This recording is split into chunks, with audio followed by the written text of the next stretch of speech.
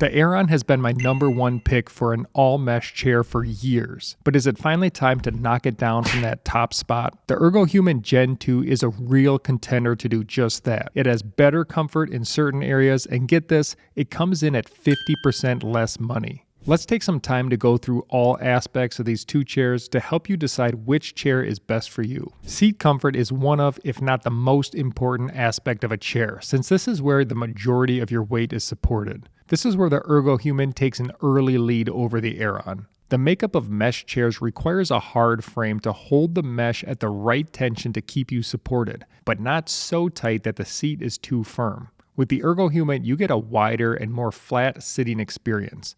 The frame holds the mesh tight enough to keep your body well away from anything hard, but at the same time, I find it has more give than the Aeron, so it feels softer. The biggest complaint about the Aeron seat, and probably the Aeron as a whole, is that the restrictive, hard edge of the frame curves up on the sides. Sitting in the correct chair size can make this less of a problem. Smaller people will fit in the A, about 80% of people will fit in the B, and the big and tall crowd will fit in the size C. So now back to the seat, those frame edges are more of a problem when you start to move around in the chair. The bolsters, for lack of a better term, can really limit different seating positions. Like my personal favorite, one leg under the other leg really isn't possible in the Aeron. Another major mesh chair issue is how manufacturers resolve the front edge of the seat. Both of these chairs have a nice waterfall feeling with no pressure on the backs of your legs. I don't love how the Ergohuman mesh bunches up a little, but this isn't something you can feel. The Ergohuman takes the win for the seat category. The truth is, mesh chairs are not for everyone. If you want to see how we rank all of the most popular chairs, click the link in the description for our office chair comfort cheat sheet. Next up is Backrest Comfort. I'll roll in lumbar support because both of these chairs do a great job of integrating it into their backrest. The Ergohuman has a much higher backrest, and this can be adjusted with their ratcheting system. You feel fully supported all the way from top to bottom. While the Aeron has a wide back, it's not as tall. Ideally, I would personally prefer to sit in a size C chair, even though the chart would show that I could fit in either a B or a C. The lumbar support is drastically different on each of these chairs, with the Ergohuman having a more aggressive setup if desired, and also a more flexible design. By flexible, I mean when you move around in the chair, the lumbar can move with you. The Aeron, on the other hand, is a more vertically aligned support system with their Posture Fit SL. You can dial up the amount of support on the Aeron to really get a strong push into your back. On top of this, the Aeron already has a built-in curve in the backrest, putting you in good posture to receive this support. This is a much closer call than the seat, but I'll give the nod to the Ergohuman. Moving up to the headrest, let's start with the obvious. The Ergohuman has versions without the headrest and with a headrest for an additional $17. On the other hand, Herman Miller does not sell a headrest with the Aeron. The BTOD consensus favorite, the Atlas Mesh, is the best third-party Aeron headrest. But brace yourself for this, it's $190. The Ergohuman headrest has height and pivot adjustment. Now combine that with the backrest height adjustment and it's very easy to get it in the perfect position for your neck and head. I like to place the headrest in the curve of my neck and the mesh lets me sink back into it. It holds itself in place well, which is an issue we can see with a lot of different chairs. My only complaint is that the build quality isn't as high as what you'll see with the Atlas. The mesh isn't quite as nice and there's more plastic moving against plastic.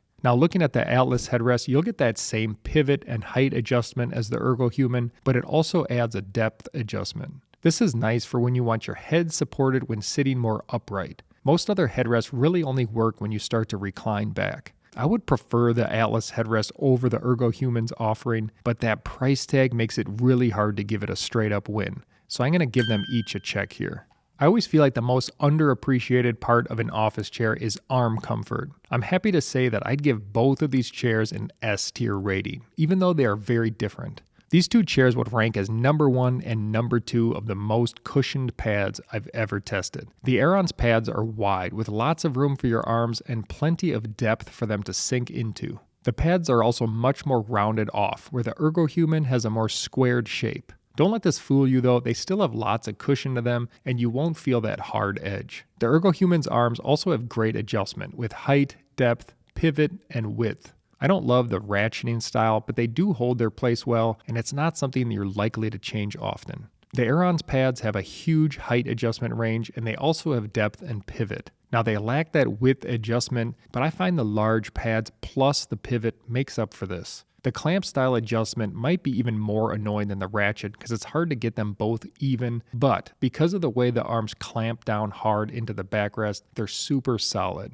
Like I said earlier, these are both S tier arms, but I'll give the Aeron a slight edge here. I've already hit on many of these chairs' adjustments, so I'll just highlight some differences. The Ergohuman has seat depth adjustment, allowing you to slide the seat pan in or out to accommodate different length legs. Similarly, the Ergohuman also has back height adjustment to fit tall or short users. The Aeron relies on its 3 different chair sizes to accomplish these same things. So if it's only one person using the chair and you fit great in the size you choose, this works fine, but you won't have that fine-tuning capability. The Ergohuman has 3 tilt lock positions, so you can lock in at 3 different points within the recline range. The Aeron also has 3 selectable positions, but they work differently. The Aeron has a tilt limiter, so instead of locking you in a spot, it limits how far back you can recline, either full upright, mid recline, or full recline. I keep both of these chairs in full recline mode and dial in my recline tension so the chair can hold me in any position.